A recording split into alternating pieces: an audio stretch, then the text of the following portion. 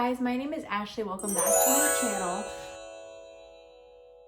For younger children, it's language baskets. If you haven't checked out my Instagram, I posted a list of a bunch of different examples of language baskets, teaching children just names, talking to them, singing songs. The practical life area of the home or the classroom prepares the child for reading, writing, and mathematics. This can be working in the kitchen, baking, pouring, scooping, slicing, or this can be isolated skills such as left to right pouring, scooping, tonging, tweezing. These all develop the left to right tracking needed for reading and the pincer grasp needed for writing. These activities also develop concentration that is needed for academics.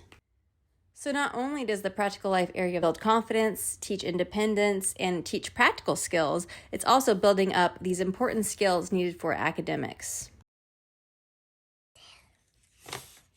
So matching is a great way to just introduce language. This is a really great way to build vocabulary, but also wonderment of the world and excitement about learning new things. And the 2D to 3D matching is a really great way to teach children because it's very tactile and they can see the objects that they're learning about. Matching, sequencing, and sorting helps a child recognize differences and similarities visually, and it helps encourage language development. It also builds the foundation for problem solving.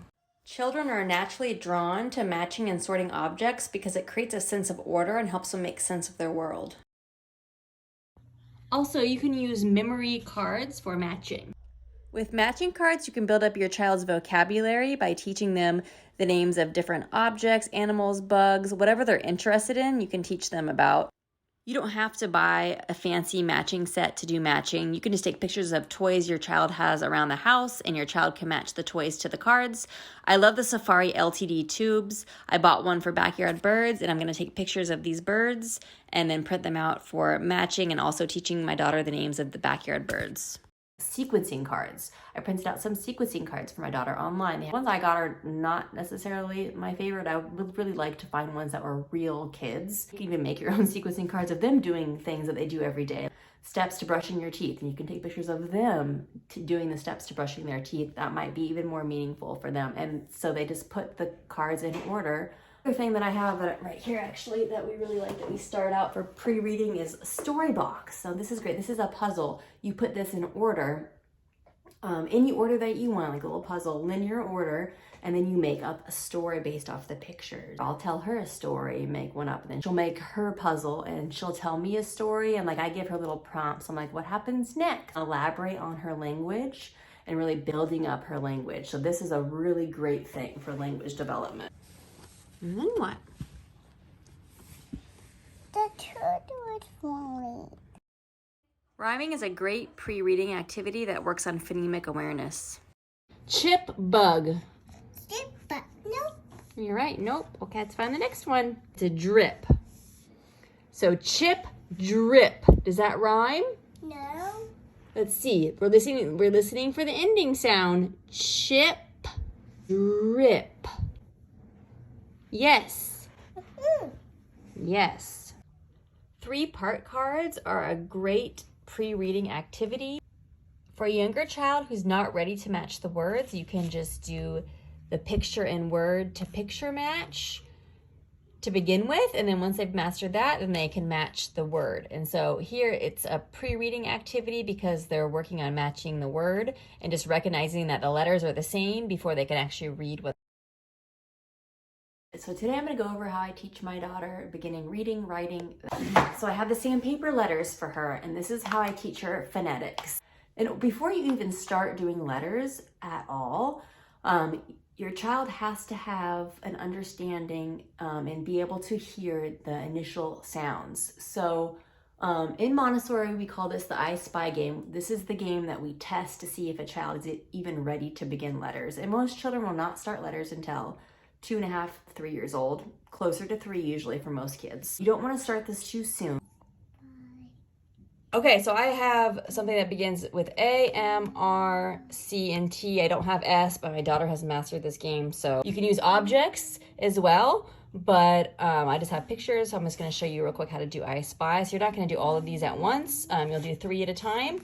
And they don't have to master every single sound, but the majority of them they do to move on to phonetics. So you lay them out like this. Mouse, this is apple, and this is rhino. I spy with my little eye the one that starts with ah.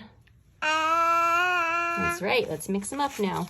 It can't master that game, they're not ready to start letters. If they can master that game, then they're ready to start working on phonetics. So we just started out with a handful of letters. And so what I do is I start out with just 3 at a time. So just pick 3 letters. I have another video on my channel, how to do a 3-period lesson. So check that out. So that's what I do with the Sandpaper Letters. I do a 3-period lesson. And Sandpaper Letters are really great because they work on the phonetic sounds, but they also teach writing because you trace them. And this is the tired letter of the alphabet. It says, that's right, let's trace. Come and trace. Come watch how I do it. Oh, but I didn't know how to trace it. You gotta watch me and then you can practice. Ready? Watch. Your turn. Okay.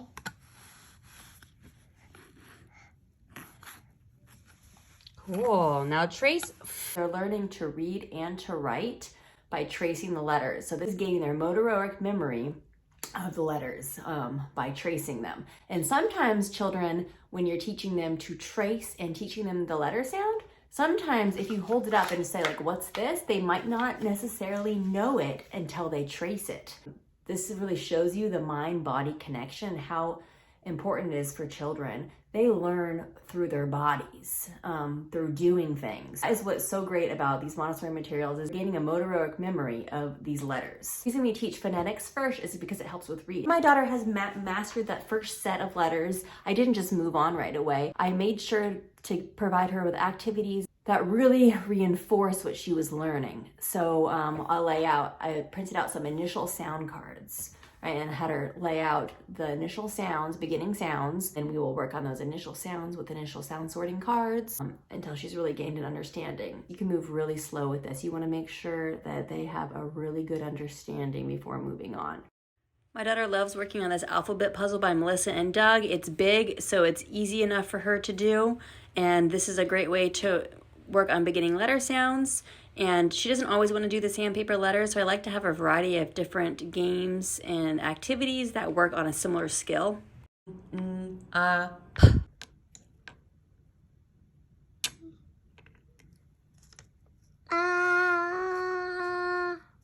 A. So now we have to match them when we put them away. So what letter is that? So look at it. That's D. So can you find D? Mister. See? Can you see inside? Oh. Is that the same letter? You can match them and put them away. Put a clothespin on. And from there, you work through all the phonetic letter sounds. Thing that I love for letters too is these Montessori letter workbooks. So these are a sandpaper letter book. So if you can't get the sandpaper letters, and you're looking for a more affordable way to do it, these are sandpaper letters. So these tell you how to trace all of the letters, which way to go, so the child can trace them, and this is sandpaper, so they can actually feel the letters. Bus. So sad. Fan.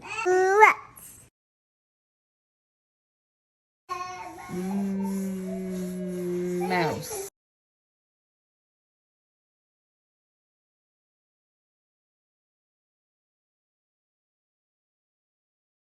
Things that I work on with her to just show her that letters come together to make words and kind of start beginning blending. She's not ready to blend with the movable alphabet or anything quite yet, but I'll work on Melissa and Doug spelling puzzles with her, so she'll be able to, it's like a little puzzle where she puts the pieces in and we'll spell different words. So I have a few different puzzles that I work with her, practicing blending and putting words together to spell a word, but they have prompts for her. So she's not sounding them out on her own, but she's reading the prompts and kind of learning the different sounds. So in Montessori, they're learning to write as they're learning to read. So they're starting with the sandpaper letters, right?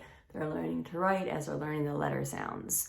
Then with the movable alphabet, they're learning to write before they can write with a pen and paper. And that's what's so great about having a movable alphabet. They also have like foam movable alphabets. For the movable alphabet, I went with Join Note Magnet Letters. This is $20 on Amazon, which is a much more affordable version of the movable alphabet. It comes with a little dry erase board with the dry erase markers for handwriting practice later on. So this is the same as the movable alphabet where the vowels are red and the consonants are blue. So that's why I went with this one.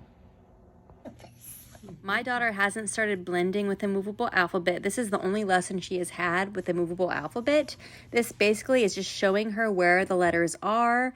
She matches them to the sandpaper letters and puts them away, so it teaches her where the letters are. So when she is ready to start blending, she'll know where the letters are. And it also just shows her that these letters make the same sounds.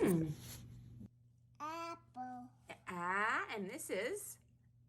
So a child begins working with a movable alphabet and writing before they read. So the skill really goes together because as they're writing, of course, they're learning to read. So this is cool. So I bought this for my daughter, but they come with these little cards here, and I'm going to use these with the movable alphabet with her.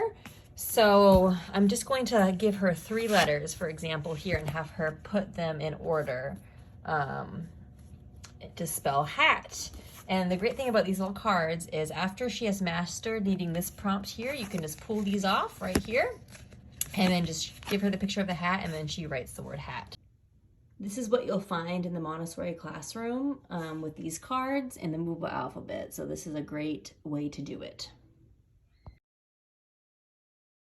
And so we're really just working on building up those fine motor skills. So with my daughter, I do a lot of Play-Doh play because that builds up her hand muscles and her hands as she molds and creates.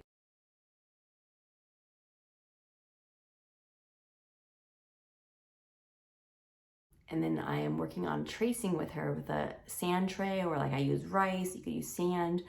She's not doing her letter writing yet. That would be the next step. But right now, in circles, shapes, different things like that, using those 2 fingers to write. And there's a lot of work with color pencils. I have color pencils available instead of markers for my daughter, because with markers, you don't put enough pressure down. It's just really easy. So with pencils, I have color pencils for her. She's using those for her art. And this is also what the metal insets does in the Montessori classroom. We don't have metal insets. I do have a shapes puzzle, a Melissa and Doug shapes puzzle that I'll pull out and have my daughter practice tracing, kind of as like a, I guess, somewhat of a hack of a metal inset hack, but it's not the same thing. But it does practice that tracing and the pincer grasp and putting enough pressure to make a line on the paper. So she works on tracing shapes and just doing art. I just have the pencils available, and that's really helping build up her strength for writing. Practice that, and then from there they can write with chalk on a chalkboard, practice writing and practicing their letters with chalk. They're getting that pincer grasp down, and then from there I'll be practicing doing the letter formation with the pen and paper. That's a great thing. So reading and writing goes together in the Montessori classroom. And then they start blending 3-letter short vowel words like hat, bat, sat, listening to the beginning sound, the middle sound, and the ending sound. So it's just a really beautiful, beautiful way to learn to read and write.